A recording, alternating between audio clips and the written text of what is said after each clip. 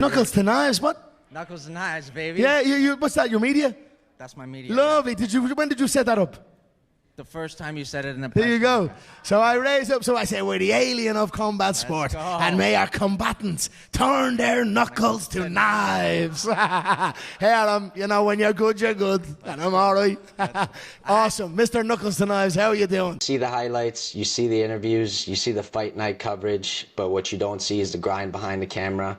Today we got someone who lives in that world, covering combat sports, telling athlete stories, and building her own lane in a competitive industry. Today we got Patricia Duong joining the show. How are you doing today, Patricia? I'm great. How are you? I'm good. Where are you right now? Were you out for the Clarissa Shields fight there out in Detroit? Yeah, I'm still in Detroit. My flight got canceled because of the blizzard. So I No can't way. get back like Wednesday. Oh wow. Yeah. It's okay though. It's not snowing here, but I can't get back home at the moment. Where is home? Philly. Philly. Okay. So there's a big blizzard in Philly right now. Yeah, Philly, New Jersey, New York. Wow. Man, I gotta say, I'm from Canada and it's cold over here. It's freezing. We got snow too, but we were at Knucklemania 6 there in Philly, and it was a whole different type of cold out there. Oh my goodness. You couldn't Yeah, even well, walk 2 seconds. Hands were gonna fall off. yeah, for real. I don't know. Like, I've never experienced cold like that. And like I said, it gets really cold out in Canada, but like I was not expecting it to be that cold in Philly, man. I feel like it this year has been the coldest it's been in like years. Yeah, yeah, that's crazy. It's too bad, man. Yeah, I'm looking forward to going to Florida for the Kai Stewart and Nico Gaffey fight, man. Oh my God. Tell me about it. I'm so excited. Yeah, I love flying out to Florida, man. Like I was just saying before you joined, like just coming from the snow here, being so cold, one of my favorite destinations is to go to Florida. You get to see the palm trees, the ocean, the sunshine, swim, I love that. But It does. I went to college around there and I miss living down there every day. I swear it's the best spot. I bet, yeah, for sure. So wait, did you grow up in Philly? I grew up in New York. Oh, you grew up in New York. When did you end Yeah. up moving to Philly? So I went to Florida for my undergrad, and then I went to upstate New York. I went to Syracuse for my grad school. And then I went down to DC for an internship. And then after DC, I ended up in Philly because I moved in. I moved in with my sister, and then I started working in Philly. So the stars just aligned that way. Wow. Okay, so you've been everywhere. All over the place. I like being a nomad though. It helps me explore new areas. I don't know what other state I'm going to live in next, but I will be moving in the future. That's amazing. Are you going to the UK for the next BKFC event in Newcastle? We don't go over to the UK because they have their own team over there. So we Oh, don't need to okay. go. Yeah. I want to one day, maybe for the one time, but Yeah. No, I've never been to the UK either. Okay, let me ask you, while we're on this Clarissa Shields thing too, what did you think about that fight, and who can stop this woman? What do you think is next for her? oh gosh, I don't even know. I was trying to think about it last night. I don't know who would be. Well, Michaela Mayer would be the only one that makes sense for me. To be next. I think she's the only person who's at kind of that level. Oh my gosh, I don't know if the GWOAT can be stopped. She's just on fire, but that was a hell of a fight. Both amazing women. I admire them so much, and I couldn't be happier for their performance last night. It was just everything I asked for. Yeah, it was a great fight for sure. And like, yeah, I really don't know what's next for Clarissa. We did see her get into the cage too, right? She did MMA for the PFL before. She looked very good in there as well. So, do you think we ever see her take the gloves off and come over to bare knuckle? No, no. No. She said she wouldn't come over to bare knuckle either. I mean, it's just not, you know what? She might be the one to change her mind at some point because she is the GWOAT. She is unstoppable. So if there is nothing for her in boxing, I could potentially see that being maybe an option to see if she can be stopped in a different area. But I don't think anytime soon, for sure not. Yeah. Man, she's just so dangerous. It'd be interesting to see what she looks like without them gloves. I never actually thought she would go towards MMA either, and that was surprising. So you never know, right? Like, I think she would be super dominant in bare knuckle too. Oh, yeah, for sure. I think she really wanted to do as she could. I just don't think she just wants to get into it. Like she could dominate easily. I don't think that's the Hmm. problem. And she's also like the type of athlete that loves to be challenged. So whenever she gets that itch, and that's a heavy itch, you know what I mean? So I would love to see that, but I Yeah. wouldn't put it in the card. Okay, well, we also had Ryan Garcia against Mario Barrios on Saturday there. That was a great fight, man. I thought Ryan looked spectacular in there, an absolute masterclass by Ryan Garcia. What did you think of his performance? He did amazing. Okay, well, he got that knockdown within the first 15 seconds Yes. of the first, right? He already called his pace in the very beginning, and then it was just a pure master class from there. I was a little annoyed that he didn't want to throw his left hook because that's just his bread and butter, but he wanted to show the fans that he does have his right hand, so he wasn't really trying to throw it that much. But I feel like in the seventh round, Mario started picking it up just a little bit. But I feel like if he threw that left hook in the sixth round, he would have just had it right there. Like I know he didn't want to throw it because he didn't want everybody to say like, of course he when he threw that left hook, he didn't have Yeah. anything else. But at the end of the day, it's all about securing that win. So I really just wanted him to see him end it in that sixth round. But dominant performance, I loved it. It was a great fight. Yeah. Ryan Garcia's definitely got like the best left hook ever in the world. It's basically a finishing move, and but I feel like a lot of opponents are just preparing for that left hook now and they're anticipating that left hook and I thought he displayed some great combos in the fight. Oh, yeah, for sure. But the thing is about Ryan's left hook is that you can prepare for it all you want, but he's fast. He has the fastest left hook in the game. So no Yeah. matter how you prepare for it, once he sees that, you're not even going to see it coming. It's like Yeah. makes permanent, I guess, but at the I'm same trying time, I don't know. I'm trying to remember that one fight where he threw the left hook and you really didn't even see it in real time. It was like you seen it in the replay when he actually threw it. They called it like the ghost hook. It was unbelievable, you I'm know? pretty sure it was Haney's fight, no? Haney? No, it The fight wasn't against Haney. No, it wasn't Haney. I'll have to look that up, but it was unbelievable. I I thought you know might know. exactly what you're talking about, and Yeah. I think it was the Haney fight. No, I don't think so. But That's gonna we'll annoy me. fact check that. We'll fact check that. Look it up for me We're if we're you gonna got have time. to go back. Man, okay. Well, moving on to you, because I did want to get your opinion on those two fights. You're very involved with DAZN. You work for DAZN, right? Yes. So were you at the Ryan Garcia fight too? Oh my gosh, no. I've been in Detroit. I've been doing coverage for Clarissa all week. I Okay. wish I was there for that fight, but that's just a little too chaotic all at once. Yeah, that's a lot. That's a lot for sure. I don't know how you do it in general. It's a lot of traveling. I'm young right now. I'm single. I live by myself. I don't really have anything to worry about than to focus on my grind. You know what I mean? So all Hmm. the travel doesn't like affect me too much. Yeah, I got you. Well, I'm old. I'm 37 and Not the old. I mean, yeah, compared to you, it's old. So the traveling definitely does affect me. Like even the 2 days I get to travel to the BKFC, I love being there. I love everything about it, but the traveling, going on the plane and everything just drains me, man. I need like 3 days of recovery when I come back. I feel that. I feel that.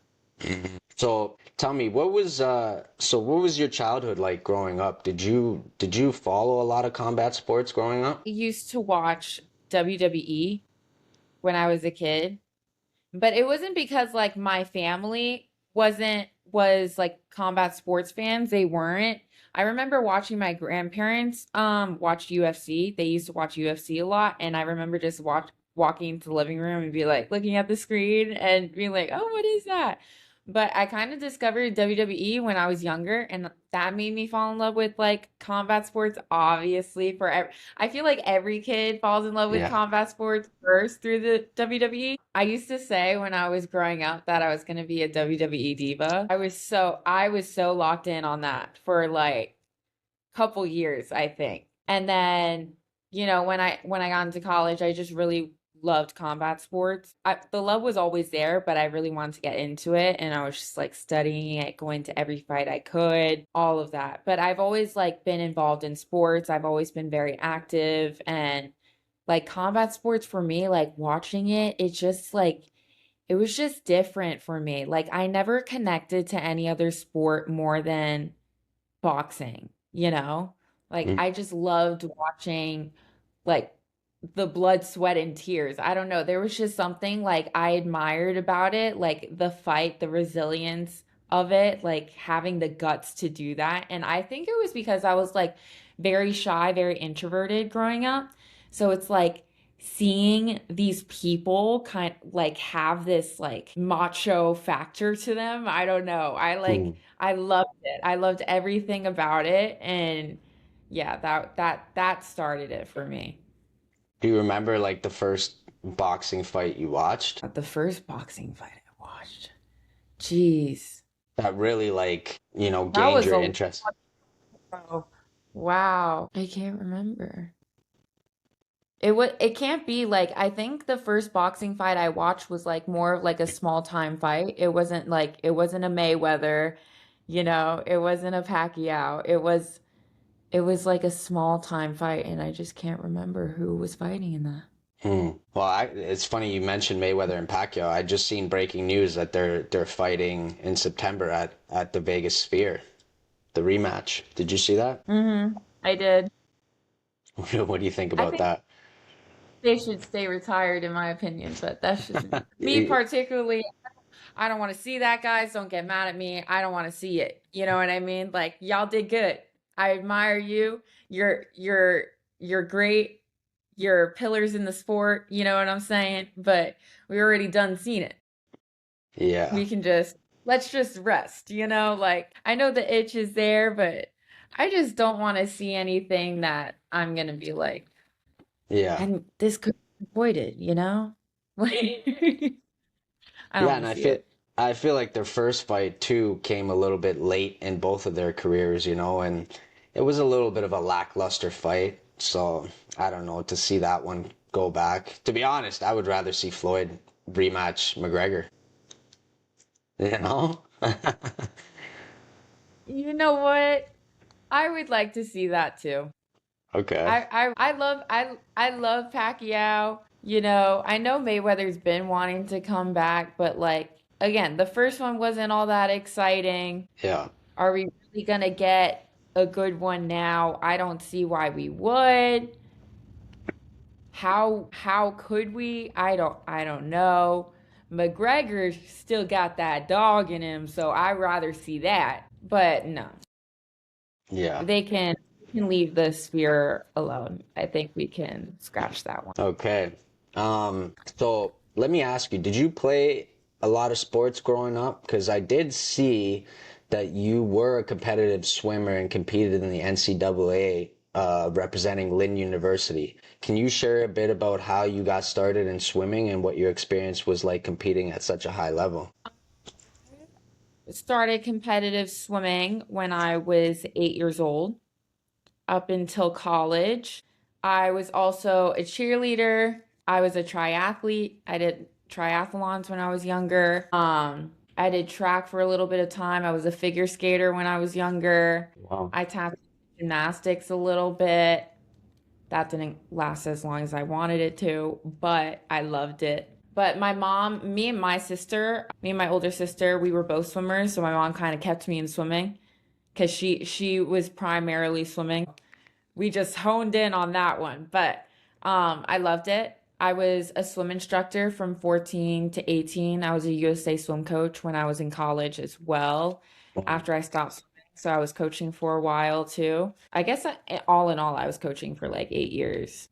How did you like, do you still swim like a lot? I mean, probably not competitively, obviously, right? But Here and there when I can. When the weather's warm out during the summer is usually when I go back to the pool. okay, that's awesome, man. So you also earned your master's of science. Correct me if I'm wrong with this. You also earned your master's of science in broadcast and digital journalism with focus on sports media from the SI Newhouse School of Public Communications at Syracuse University, right? And you also hold a bachelor's degree in multimedia journalism and mass communications from Lynn University. Was there a moment before university that really made you realize you wanted to pursue this path? You know what? I okay, so in high school, I think it was my senior year of high school. I had a college writing teacher and he told me that I should pursue journalism. And I was like, nah, why would I do something like that? Like public speaking? Could never. I did not have that confidence yet, but it was something that was like in the back of my mind. Do you know what I mean? And then I actually went to Lynn just because I committed for swimming. And then I was like, I didn't really know what I wanted to do. So I was actually in international business and marketing at first until I switched my major. I think it was like halfway through sophomore year, I switched my major and I was like, no, I want to do journalism because I had this epiphany that I just love talking to people. You know, I love talking to people. I love sports. I just love learning people's journeys. And then I was like, I love combat sports. Like, let's see if we could do anything with that. You know, I'm like watching these people on TV, wondering like how they could make it there or whatever. I didn't even know like how to get my foot in the door or anything. I was just going to fights, like trying to cover it, like doing photography, writing articles, like doing all of that in between classes or whenever I had time. I would just like drive hours just to catch a fight somewhere. So that was really when I started realizing what I really wanted to do and then really focus on it too. But I've always loved sports. So So what was the first event that you really covered? my first event for like sports in general. Yeah, well, you said you traveled, right, a lot to these fights and stuff. What was the first fight you attended? My first fight that I actually attended as media Yeah. was because I was going to fights trying to figure out like how, like I kept it for myself. Like there's a lot of stuff in my vault back in like 2019, 2020, 2021 that I was like, maybe I can make this content, but I didn't do anything with it. But the first one I actually attended as official media was Amanda Serrano versus Danila Ramos when they went 12 3-minute rounds for the first time in women's boxing. Oh, wow. That was the first one where I was like, oh yeah, this is my time to shine. This is the perfect fight for me to like go as like media, learn it. And I'm like, this is history in the making. I need to write a story about this. I need to do something with this. Oh, that was the first one I went as official media for boxing, at least. Did you end up doing like interviews that day or anything? Oh, no, no, no. It took Photography. me, yeah, I was doing photography. I was just hiding behind my camera for a while. Granted, I did not have all this confidence in the beginning. I literally was just, at first when I was going to the fights, I was just kind of getting advice from all like the other media people that showed up. I'm like, how long have you been doing this? Like trying to get like some tips and tricks, I guess, of like how people like got in their grind, like just learning, whether it was like a photographer or producer or anybody that I could come across. I always have this rule that you can learn something from anybody you meet, you know? Because people be dropping gems no matter like what field they're in, you know, and you can apply that to yourself. So that's what I was doing when I was like hiding behind my camera because I would just like kind of like watch people do interviews or like see how they go about it, see what the vibe is like, you know, like I wanted to read the environment. I never want to step on anybody's toes. So I didn't really want to start like going to do interviews and asking questions until I really knew like the flow of things. And I was like confident that, okay, this is what I'm doing. This is how I'm going to do it. I'm like a very analytical person. So I have to like really break it down for me to like step out of my shell. So at first I was like just comfortable behind the camera. You remember your first interview? My first interview, I think it was Pistol Pete Dobson, and it was at the theater at Madison Square Garden. Wow. And I was so nervous. I was so unbelievably nervous. I was trying to go up to people and I'm like, hi, do you mind if I could grab you for an interview? Like, I was so scared. I'm like, they're probably gonna look at me like, who is this little girl? But he was really nice, and I think it was like a good interview. Granted, it lasted like probably like 2 minutes long, but Can I find that interview online? do I still have it up? I I gotta don't find know. that. I gotta find that. I gotta see the progression. Because now now you're the girl, man. You know, people are looking up to you now, you know, and you seem so confident within the interviews and, you know, like you do a great job. You really do. And, yeah, I was basically the opposite. I kind of just threw myself in there and I still get nervous. You know, like I definitely still feel the pressure. I just used to, you know, I'm a huge combat sports fan. I love combat sports, not just the fights. I love the interviews. I've watched Ariel Hawani for so many years doing interviews. Yes. Yeah. Oh my goodness. And he went to Syracuse. He was kind of like my inspo of going to Syracuse because I Oh, was like, wow. he went to Syracuse, I'm going to Syracuse. Wow. Like Okay. he's like awesome. I used to say like one day I'm gonna have my own show like Ariel Hawani, except it's gonna be the Patricia Duong show. Let's go. That's amazing. Man, I feel like, yeah, Ariel, I mean, Ariel definitely gets a lot of credit and it's well deserved. And that he was a huge inspiration in my life too, as far as interviews. And yeah, he's definitely the GOAT in my opinion. Yeah, yeah, agreed. Just going back to Syracuse there for a moment, you also founded the Asian American Journalists Association chapter at Syracuse. Tell me a little bit about that and what sparked that idea. So Lynn was a very small school and we didn't really have like clubs or organizations like that. But one thing I've always wanted in my life was a sense of community. And I've always been in predominantly white environments, and it's kind of hard finding a space where you feel like home, you feel comfortable, you feel like you can lean on someone. And coming to Syracuse, it was a big campus. It's a big campus, but it feels very small at the same time. You know, for someone like me, I didn't really have any guidance growing up. Um, Definitely not in college in my early days.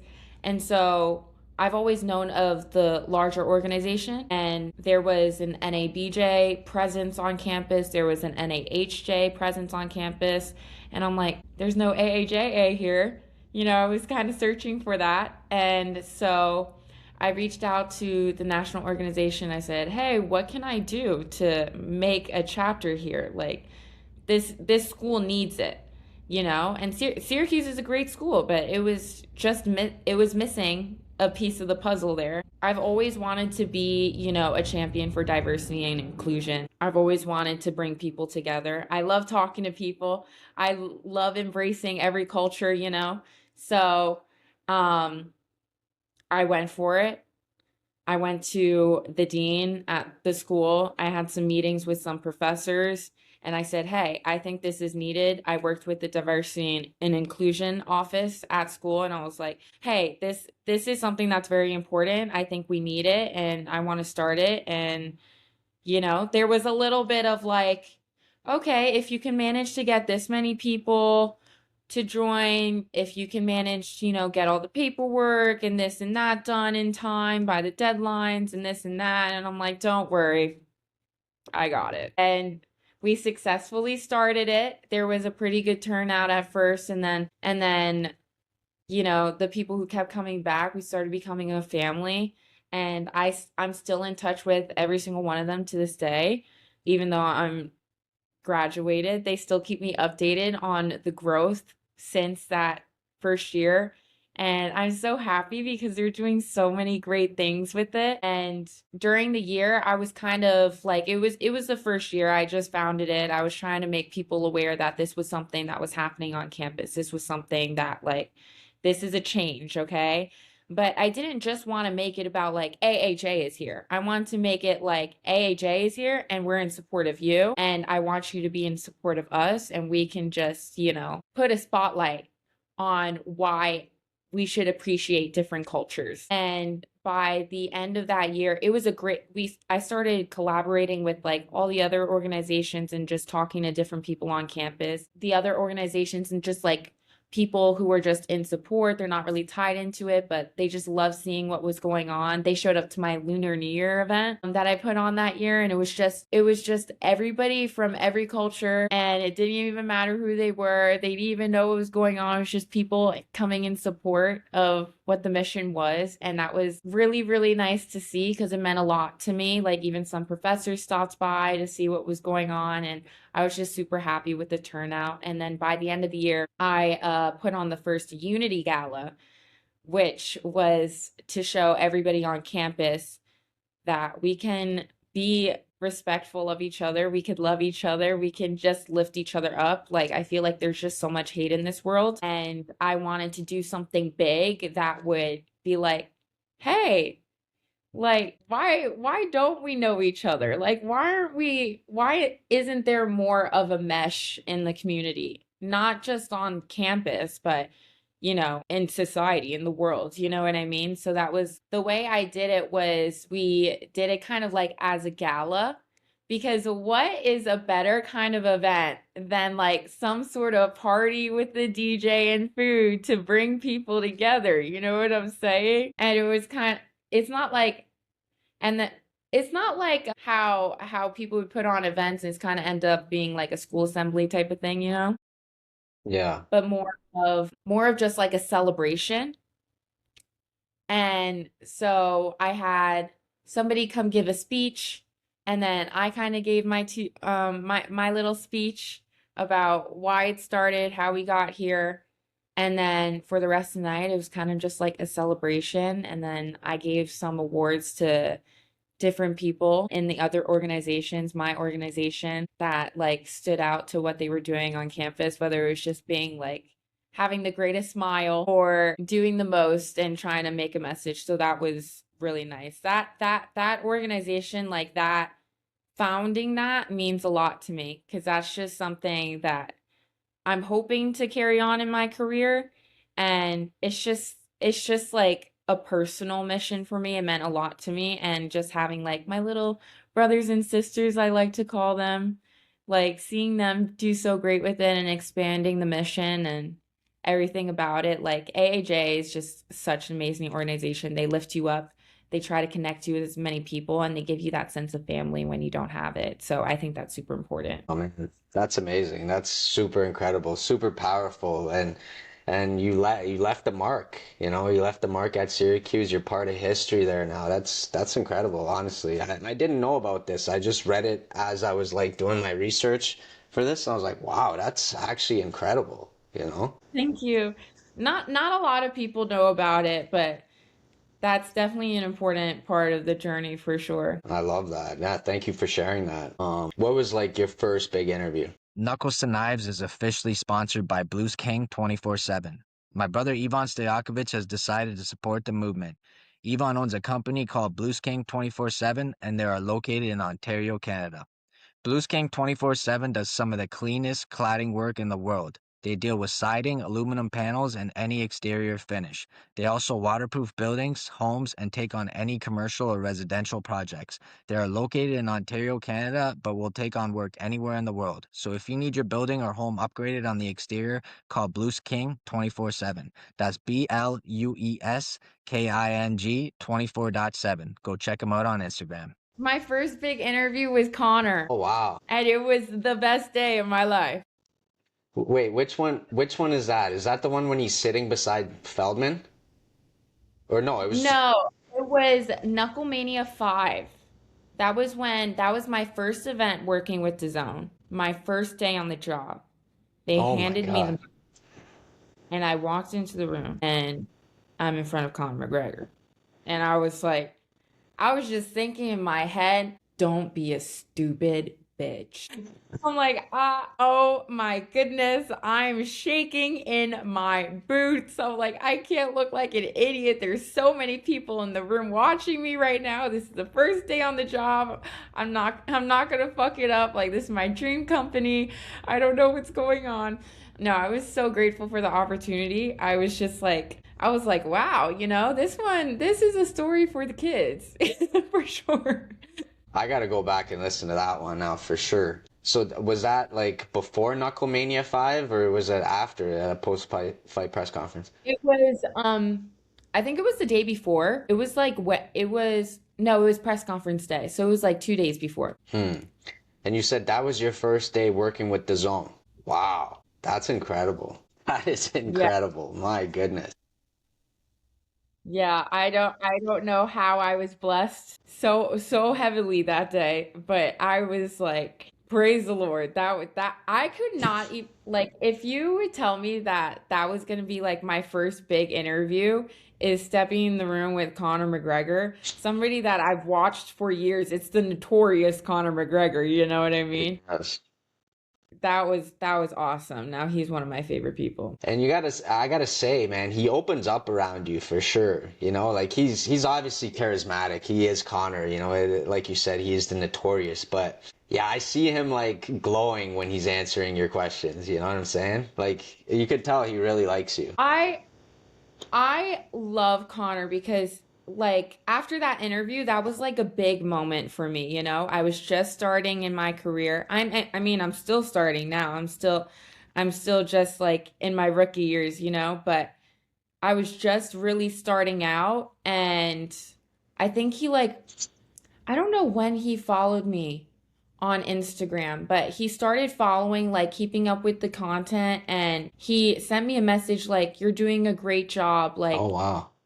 I love your interviews. I've been loving the content." And like when I received that message, I was just so grateful because I was not very sure of myself in the beginning. I'm like, because I don't know if anybody likes my interviews. I haven't really gotten any feedback yet. You know what I mean? I'm like, I'm still trying to prove myself. I'm like, still trying to find like my niche, like how do I want to do things, So those kind words just like meant a lot to me, and especially coming from Conor McGregor himself. Like, he's one of my favorite people, and like every time I see him, he knows like I'm so grateful for his support, because him just like, either if it's just like resharing a video or just being like, "Hey, keep up the good work," or "Great job," like that's all I could ask for. Like that recognition means a lot to me. So he's like one of my favorite people, and I'm always so happy to like have a conversation with him because it's like, "Hey, how's it going?" He's like, "You've been doing great," and I'm like, like it's just good vibes all around, you know? Yeah. Yeah, and what better feedback to get from the Notorious himself? You know, there is no better certificate than getting that feedback. So, I mean, that's incredible, man, honestly. I can't believe that was your first day, you know?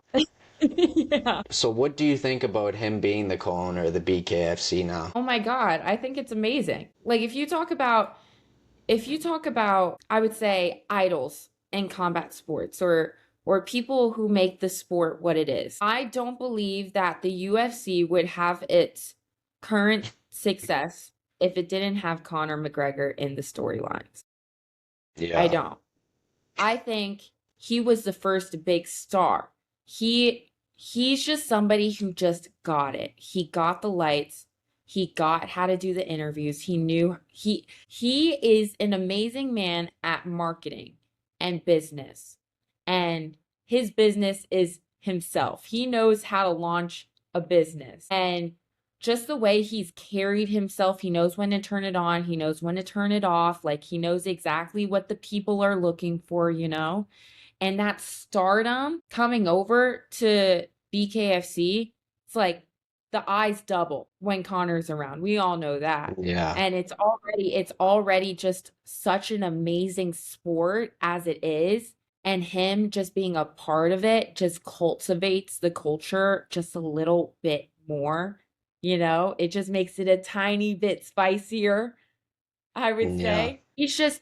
I think he's just like such like an important piece of the puzzle. I think he's helped a lot. And it's like, who else would have made sense? Anyways, Yeah, I mean, you put it perfectly. He's an absolute icon. I'm a huge fan of McGregor myself, and he's like really one of the only guys that has, I believe, surpassed the UFC.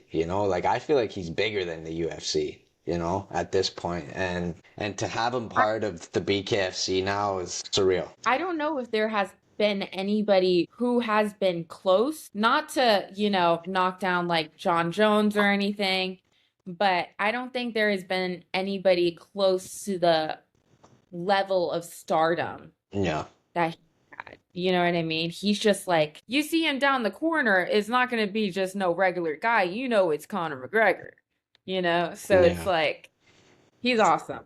for sure. Do you think he gets into the squared circle when he's done with the UFC? Hope so. I really hope so. Do I think it would really, really happen? No, I don't see it really, really, really, really happening. I think there may be a chance, but realistically, I don't see like what would motivate him enough to do bare knuckle. Granted, if he were to step in the squared circle, I think it will be the biggest fight of the year, of the next 2 years, the next 5 years. I don't know, but that would go dummy stupid. Yeah. I mean, I personally do think he gets in there. I just think he's so passionate about it. The fact that he's the co-owner now, like to see an owner compete in his own promotion and fight somebody, like it would just be incredible. I mean, I feel like that's the motivation itself right there, to be really the first owner to compete in his promotion and, blow the sport up to a whole nother level. I truly think he does get in there. It would be legendary for sure. Yeah. I don't know. I just don't see it like happening. If it were to happen, I don't see it happening in like the next 2 years. Well, yeah, I believe he's got two more fights under his UFC contract. I 100% believe that he will be on the White House card. I mean, there's really no doubt in my mind. I don't know how you can make a White House card without having Conor McGregor on the card, right? As far as opponents for that fight, the White House card, I really don't know. There's been a bunch of names thrown around. Sounds like Michael Chandler is not in the mix anymore. We've heard Jorge Masvidal. I've heard Patty Pimblett. I've also heard Nate Diaz. Yes. What, the Patty? I don't know. You know who I think it was? I think it was Ariel, to be honest. I think I seen it on Ariel. No, you cannot put Patty and Connor in the same sentence. Are you joking me? I I agree. love Patty. I love Patty. I think he's so funny. He could be an entertaining fighter at times, but that man is not disciplined for the life of him. He is not disciplined enough to compete against Conor McGregor, especially not on the White House card. Are you kidding? Especially after the last fight he just put on? Come on now. Did you not see his last fight? I did. I did. Like, you think anybody would dare to put those two names in the same sentence? I'd be like, be so for real right now. Yeah, I don't think the skill level is even close, to be honest. I just think Patty is a big name for the UFC. To put him together with Connor, I guess I don't know. To be honest, I was surprised to hear that name. Personality, I could see it. Yeah. Like, if you wanted to just go off personality, you know what I Yeah. mean? Like, what could be entertaining in the lead up, right? The Yeah. lead up was entertaining. Now, fight night. Come on now. That's ending in 15 seconds. Who do you think he fights? I don't think he fights Masvidal. Definitely not Patty. Wouldn't it be hilarious if he fought Taporia? That would That's be not insane. happening. No. That would be insane. That's No, not that would be happening. That would insane, be though. it. I would love to see that, but no, that's not happening. I would like to see Nate Diaz. I'd rather see Michael Chandler, but Yeah. I don't know if there's any real names that I would be like, "Ooh." I just see Connor's name and be like, I'm tuned in. Yeah. Oh, I'm the same way. I'm literally the same way. I mean, the only other name that really would like intrigue me would be Nate Diaz, the trilogy fight. It's been years since they fought, and they are due for that third fight again. So, I mean, I think that would be the fight to make. I really do. Yeah, I could agree with that. I could agree with that. Okay. I've seen some other names in the mix there, which I really didn't understand. Mauricio Rufy was one of them. I seen Carlos Prates. He could potentially be a name for Conor McGregor too, which I was like, what is going on right now? People are just throwing anything out there at this point. Y'all just opening up your phones and seeing a video pop up and be like, Yeah. yeah, Yeah, put yeah. him in. No, that's not how this works, sweetie pies. I'm sorry. No, we're not doing that. For sure. I want to see the storyline. I don't want to see no rando coming in. I'm sorry. Not that they're randos, but like random for the situation at hand. Yeah, I mean for Conor McGregor, they are random. You put Yeah. it correctly for sure. Um, okay, back to you. Got a little bit sidetracked there. Uh, how did you end up getting started with the Zone and the BKFC? So when I graduated grad school, I was in that I had a little trickle of time, graduating on the job market, figuring out what the next steps are, like the post grad life is what they say is the hardest kind of journey. And it was a 6-month journey, which I'm glad it was not longer. But at first, I was accepting the idea of just going straight into news reporting. And I was looking at like different stations, work in a local market, work my way up, take the 5 years, you know what they say about the news market, go somewhere local, work your way up, and then move around and see what area you like and see if you can grow that way. I didn't really want to do all that. I'm not gonna lie. I loved it to an extent, but I was really like, why am I not to knock it down? I'm friends with a lot of journalists, we all been through the grind together. But I just really loved covering combat sports in college and just going to all the fights. And that was not a high that I was willing to give up. So I was kind of stubborn. Everybody was like, no, just go into news reporting. And then in 5 years, when you're more experienced and seasoned on the broadcast, then try to get into combat sports then. And I'm like, what are you talking about? Like, we got so much time in this life.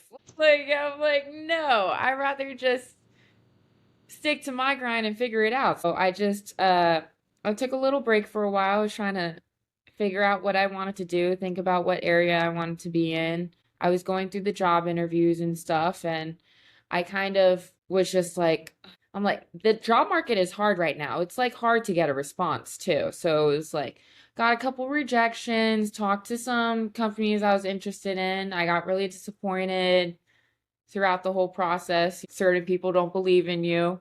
It's okay. Not a big deal. A no is just a misdirection. But I always believe that it only takes one yes for everything to change. And so I think my whole journey, I've always lived by showing up, showing face, and just advocating for yourself. And that's what I was doing, going to all these fights and trying to make connections and just building a rapport with people and just, being a fan of the fight game. And I was like, something's gonna happen. There's no way. Like, I believe in myself. Like, I believe in the work I put out. It may not, be good enough up to par yet, but give me a little minute. You know what I'm saying? Let me prove myself. I will be the hardest worker you've ever met in your life. I just realized it got super dark in here because I was relying on the window. By the way, I'm like in the dark at this point. Hold on. Pause. Let's pause. Sorry, let there you be go. light. Guys, I'm like not even looking at myself. It's I could super just dark. see your face. Ghost. What's it called? Yeah, so basically I was just in that kind of like weird space of like going through job interviews, getting the rejections, getting like no responses, or like trying to figure out if this yes was the right yes. And so throughout all that, I just started emailing people, cold calling, messaging, just being like, hey, my name's Patricia. I love sports and, I have experience in this and this and this. I studied this and, hopefully I got a response. All I could do is advocate for myself and try to show somebody that I'm passionate about the work that I want to do. And hopefully somebody gives me the opportunity to do that. And so throughout that whole process, I finally received a reply, which led to a phone call, which led to a connection to, another phone call. And I think I talked to maybe like 5, 6, 7 people before anything came of it, but it was a process. And then somebody, by the good graces of God, gave me an opportunity, and I just been going with it since. And it was funny because DAZN actually sent me to BKFC fights like sporadically throughout the year. And then when I showed up to the initial press conference for BKFC 82, BKFC approached me with an opportunity to come join their team as well. And that started officially like working for real with the BKFC back in September. It was actually, I was like, the stars have to be aligning because it was my birthday when they hired me. Nobody knew that though. Nobody knew that it was my birthday when they hired me, but it was the greatest birthday present ever. And I just October been so 4th. happy. What? October 4th. September 15th was when I was hired. So your birthday's September 15th. Mm-hmm. Oh, I thought you said BKFC 82. The initial press conference, the lead up, which was like the end of August, Okay. and then right in September. Okay. Oh, so your birthday's September 2. My birthday's September 2, September 4th. Virgos! Virgo, let's go. That's crazy. That's incredible, man. Yeah, BKFC 82. I mean, that was incredible experience for me too. I think that was my second event that I went to for the BKFC, and that was the night that I actually interviewed Connor at the post-fight press conference too. And so that was like unreal I to me. remember that you shouted Mr. Yeah. Knuckles Stars. Yeah, he gave me that nickname. I just been running with it since. So yeah, super grateful for that moment for sure. That's incredible. So how long have you technically been with DAZN now for? Over a year. Oh, that's it? Over a year, yeah. I'm only 24. Yeah. Yeah, you're a baby. Yeah. I think people like hear my journey and they look at my journey and they think it's been like years and years and years.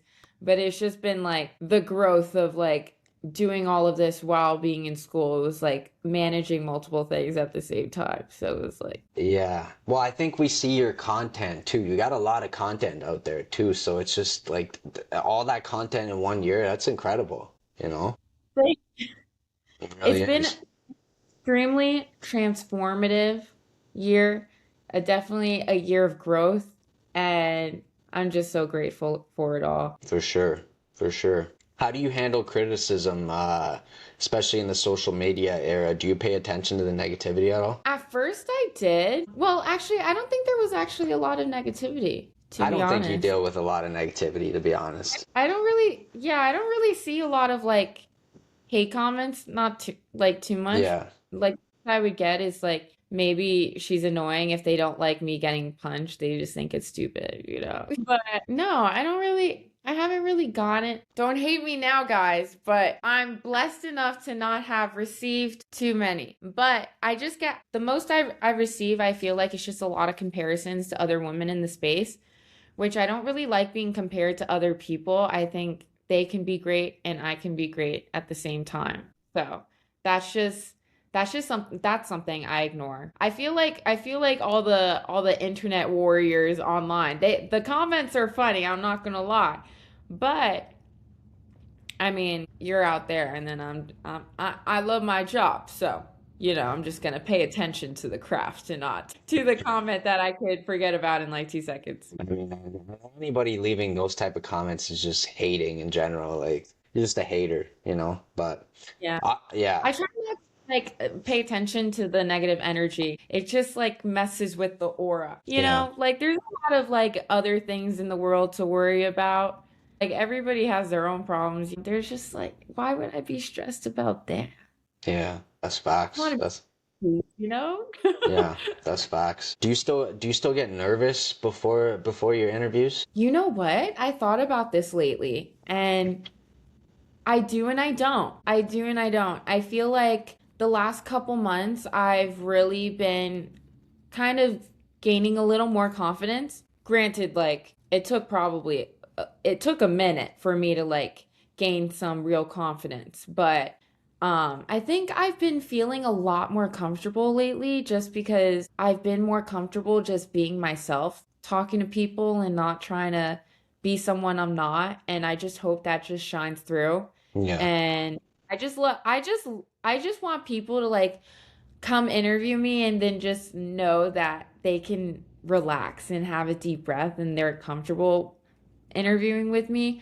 And I think all that just comes from just like being comfortable with who you are. And I feel like I've been focusing on that in the last couple months. It's just like accepting being me. I don't need to change my voice. I don't need to change like I think the content shines through and the authenticity of it and just like, it's like we're just having fun. We're having a conversation. We're having a heart to heart. It's just real. I just want to keep it real. Yeah. Yeah, it's a great way to look at it, not put too much pressure on you. And I got to be honest, you don't look nervous at all. Like you look like you're just flowing when you do these interviews, you know? Thank you so Yeah, much. for sure. I got to learn from that because I definitely still experience the nerves at times, especially being in person. Not so much like doing it virtually or whatever, but like when I'm there and like the pressure's on, you got to think of a question. Do you prepare questions in advance or are you just kind of flowing with it as it goes? I have this problem where I guess it's not really a problem. It usually just like works out this way. I always prepare a bunch of questions and like I obviously do research in this and that and the other. But then after I ask that first question, everything like hits the fan because I'm like, wait, because I'm listening to what they say and I'm like, wait, okay, following up on that, let's talk about, and then it just like starts just flowing. So like from there, I just like throw whatever I wrote down. Usually, like 90% of the time, I don't even say anything I prepared. It just kind of goes. Yeah. Yeah, no, I definitely know what you mean. I always have a bunch of questions written down too, but then, your answer comes and then I'm just bouncing off that answer and then all of a sudden I'm like I've completely forgot about the questions I was going to ask and we're just having a regular conversation. So, I think yeah. that's the special part about it because like you find out something new and then the stuff that you prepared usually is a little more, bottom of the barrel basic things that Yeah. you realize it's as important as the conversation at hand. So it's like I feel like that's what shines through with like the interviews is that like it's real, at that Hmm. point. And if you need to throw out your questions, you can do that because you know what you're talking about anyways, and just like having that real ass moment with a person is better than anything you can get from anything you prepared. For Unless sure. it was like a good hook, you know what I mean? Yeah, yeah. I think for me too, I think the preparation and the questions beforehand to just have them prepped, it just gives me a little bit of confidence going into it. But yeah, Yeah. I you don't know. think you should ever, ever, ever, ever, ever go into an interview with no questions at all. I think a minimum, maybe like 3 to 5. Always have something to go off of, but you don't need to rely on it. Most Yeah, most of the time you just put it away anyways, but it's always good to have. I got you, man. I really appreciate you taking the time. I just got a few more for you if you got time, if that's okay. Yeah. Everybody wants to know, we did talk about it a little bit previously. You mentioned you did want to pursue an amateur boxing career to start and see where it goes. How is the training for that going, and when can we see you make your debut? Training is going. With all this traveling I've been doing lately, I haven't been training as consistently as I would like since I've been out of town a lot. But every time I'm in town, I do go to the boxing gym and I do train. My goal is to get into the amateur boxing ring in this year. Hmm. That is my goal. I am determined. sometime this year, at least, I would like to make that happen. I don't know if I would tell anybody. I don't know if I would tell anybody when it's coming. I think everybody will find out when I just post a video or a photo being like, I did it. I'll tell you all about it later, but I don't know if I want anybody to be there. You gotta tell us. We gotta come support. You know what? I feel like if I tell y'all, like I love the support from you guys so much, but I feel like if I see y'all in the crowd and it doesn't go my way, which like a lot of the times you do lose your first one, you know? And then the third or fourth one is when you really get the grind going. So if I see you guys coming out there to support me and I look in the crowd and I just am so disappointed in myself, like losing in front of y'all, I'd be so sad. I'd be so sad. So I don't know if I'm going to tell anybody about my first one, but maybe the third one, I'd be like, yeah, guys, it's the one. Come on down. Okay. All right. Well, we'll pay attention to it. Let's see what happens. I'm definitely Yeah. curious to see how that goes. Where have you been doing most of your training? I've been training in Kensington. Oh, okay. Yeah, I've been training in Kensington. I've trained at other gyms, obviously, before I came to Philly, but the gym in Kensington is like the first one I've been like sparring at. Oh, so you're like officially sparring and everything. Oh yeah, I mean I've sparred like before, like, but just not as consistent, you know what I mean? So we're trying to get in there whenever I can. And let me tell you, it's a fun time. I love sparring days. It's so great. I get so hyper afterwards. I'm like, let's go. Do it again.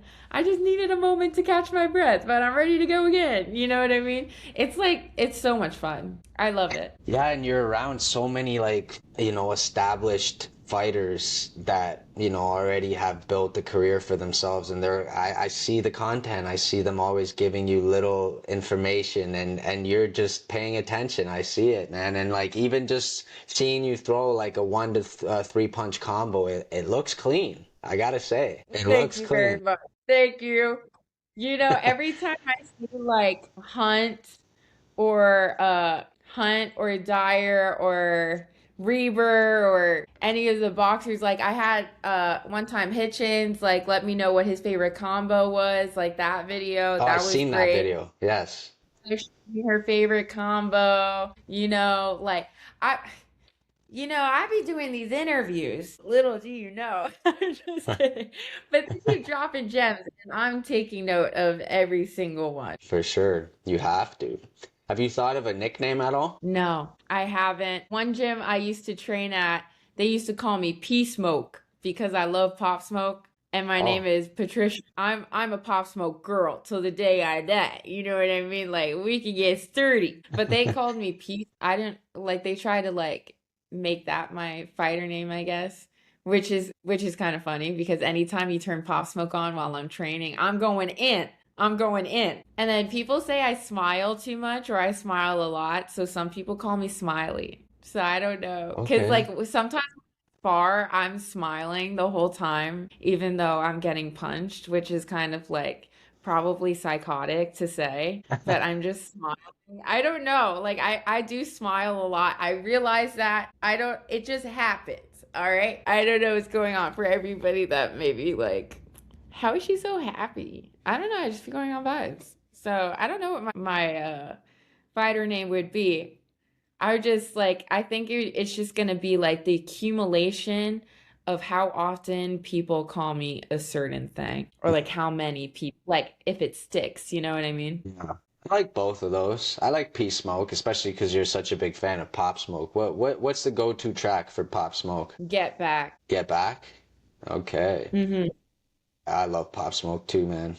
Rest in peace. Just a couple more for you. What's your advice to somebody that's trying to come up in this industry? Somebody like me, because I'm just coming up in this industry. What advice do you have for me? The greatest advice I've ever received is be willing to learn and to do anything.